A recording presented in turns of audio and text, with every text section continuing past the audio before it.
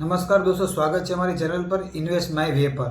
તો આજે અમે વાત કરવાના છે, જેમ કે એનએસસી છે એવી રીતે બીએસઈ પણ છે। તો બીએસઈનું સ્ટોકનું આજે ક્વાર્ટર 3નું રિઝલ્ટ હતું, ખૂબ જ સારું રિઝલ્ટ આવેલું છે, એ માટે આજે આપણે વિડીયો બનાવીએ છીએ। તો એની અંદર પણ ઓપ્શન ટ્રેડિંગ આવે છે, તો ઘણા લોકો ઓપ્શન ટ્રેડિંગ કરતા હોય એના માટે ખાસ કરીને વિડીયો છે। તો લેવલ આપણે એને એક વખત જોઈ લઈએ કે કેવી રીતે લેવલ પર કામ કરવાનું છે કાલના સવાર માટે। તો ચલો સ્ટાર્ટ કરીએ। બીએસઈનું આપણે ચાર્ટ ખોલીને જોઈ લઈએ।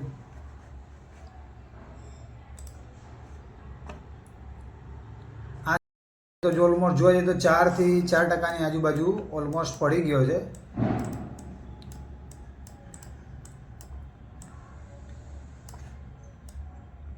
%4 જેવી એની મુવમેન્ટ આજે ડાઉનફોલ અહીંથી લઈને અહીંયા ડાઉનફોલ આવી ગઈ છે।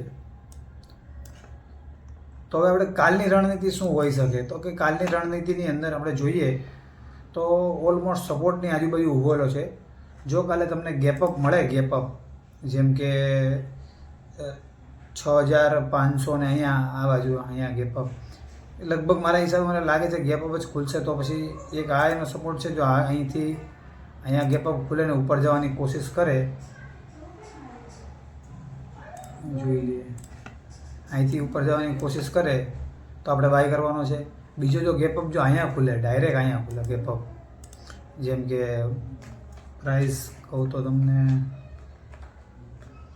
અહીંયા પ્રાઇસ ખુલે જેમ કે 5720 પર, અને જો અહીંયા ખુલે ને અહીંયા રિપ્લેસમેન્ટ લે આવી રીતે, તો રિપ્લેસમેન્ટને ઉપર જવાની કોશિશ કરે તો આપણે બાય કરવાનો છે।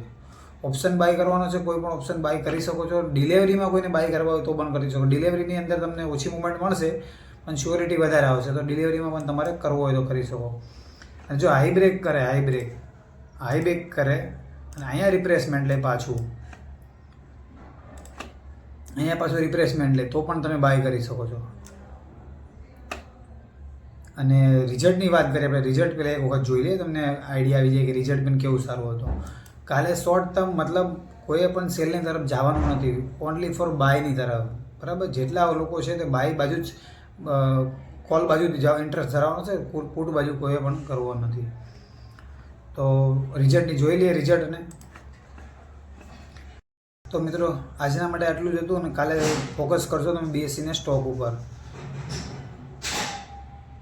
મળીએ તો ચલો, તો મળીએ બીજા નેક્સ્ટ વિડીયોની અંદર।